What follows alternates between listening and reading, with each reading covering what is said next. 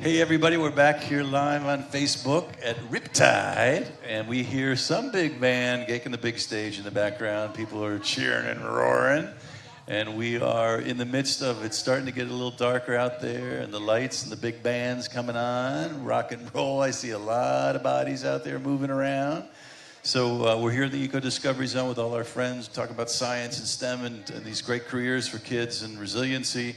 But we have a special guest on the Eco Discovery Zone here at our pavilion. I want to thank our dear friends, Barry Cates and Jared, an innovative group, for helping as our presenting sponsors. But Chad Maxey, who we have a very dear friend and we adore in mind, our mentor, Roy Rogers, for those of you who are watching who know, really an iconic guy in our community, has been kind enough with both Chad and myself. And Chad is somebody actually really working hard in our community to make some great changes, and he's running for commissioner right now. So thanks for stopping by, Chad. Welcome to Riptide.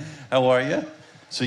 It's great to be here, and thanks again, Patxi. This is a great community event, and absolutely the type of thing we need to do to not only bring attention to our beach, but also bring attention to important things like sea level rise. Absolutely. So you were out actually this morning knocking on doors and shaking hands, right? Getting Absolutely. your message out there?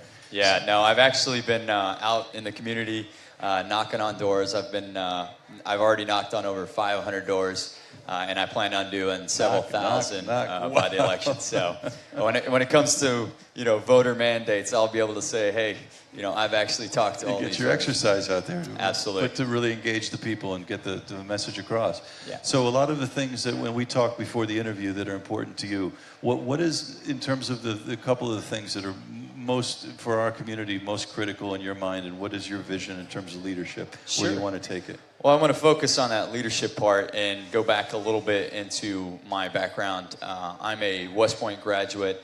By the way, the service, we're all grateful for the ultimate thing anybody can do for their country. So first starting there, thank you, sir. Yeah. Yes, thank you.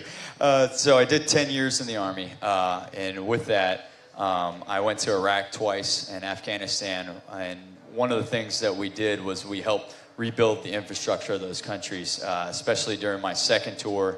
We got the violence down, and we're actually able to work with the State Department, USAID, to actually rebuild water, sewer lines, things like that. Everything.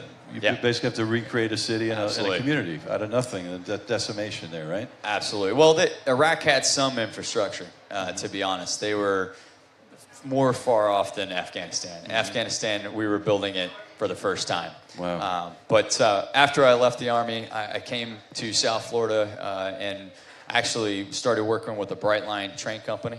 So graduated from Nova Business School, go Sharks. And the train here, though, right? Yep. The Brightline train, which is going to go from Miami to Orlando, high speed. Yeah. Help build the train stations in Fort Lauderdale, West Palm, and parts of the stuff in Miami. But awesome. I started seeing some issues here. Let me just commend you guys, because you're Go Sharks, right? Yep, absolutely. Okay. And you guys are here today, are good friends with Nova. Thank you, and Dr. Derek Burkholder and all the guys Seeing here. Those guys out there. Yeah. Yep, Sharks all the way. Speaking of sharks, Derek, he's over there in the corner. There's Mr. Shark, our super shark scientist, so go Sharks. Absolutely. So please continue, but the fact that your guys are here. Yeah. I started seeing some issues, and this is, again, as a West Point officer and an Army officer for 10 years, one of the things we're taught is to look into the future and see, okay, what are the challenges that are not just today, but coming into the future. And, we all know we have a sewer and infrastructure issue in this city. We have sewage in the streets. You see septic trucks run around. It's 70-year-old infrastructure, right? A lot of this stuff absolutely. is 70 years old and really in need of... And in some cases older. And then it's getting into our waterways, right? And so now we're under a order of consent from the state in which any future spill that we have is going to cost $10,000 to the city. So we're under this crisis, and one of the things that I want to make sure, as we come together to address this crisis, is that we're not just focused on today's problem with the current infrastructure. When we go to replace these sewer lines and water lines, we got to be thinking about the sea level rise that's happening inch by inch. I'm 35. I will be here in this community when that stuff is, a foot or 2 foot higher than it is today. And if we're not looking to, when we rip up the streets and replace these lines, to make sure that they're getting sealed off, not just from stormwater, but from sea level water, saltwater intrusion, we're going to miss a huge opportunity. And more importantly, for me as a commissioner, it's about setting up funding, right? We got to prioritize the money. We didn't get to You have that background with the financing and helping finance with Brightline, a lot of that, right? So you understand how to do that. Absolutely, and there's a way to do it where we take future property value as it rises, and we take a percentage that would normally go to the general fund, and we can dedicate it to infrastructure and make sure we get the money to those engineers, that are actually going to fix our problem, and they're actually going to start getting us ready for sea level rise. We have a summit that's coming up at the convention center in a couple of weeks. Amazing event coming up. Yep. Those people that are going there, it's like NSU. We have PhDs, we have guys who really know how to get this stuff done. Cities, counties, scientists, everybody with good old Jennifer Gerardo and Nancy from... Our public works director is actually a West Point graduate. And he rebuilt infrastructure in Afghanistan, and he knows how to do this stuff. But the key is he's got to have the money, right? These engineers, these people who are going to come up with the ideas on how to seal off our systems for this great beach, they're going to need the money to do that. And as a finance guy, I understand there's a lot of great business ideas out there. There's a lot of great real estate ideas, but the only ones that get built are the ones that have money. And so that's my dedication, is that we're going to set up this funding source today to address our current crisis, and then it's going to continue to move forward for years and decades to come so that we can actually start solving the sea level problem. And then if we get really good, we'll be able to opt in this county, the state, federal government, because they'll be seeing the success we have. And more importantly, then we can start exporting these ideas to other communities across the country, across the world, because this climate change stuff isn't just affecting us. It's affecting the whole world, and we can be leaders in this. And that's what I want to bring to the communities, to lead this and lead us as a community. Amazing. So that whole vision in terms of, I think the biggest message, we keep talking about how to get this stuff done. There's ideas, there's the intellectual property. The vision is here, and the passion and the leadership from you and others. Thank you for that.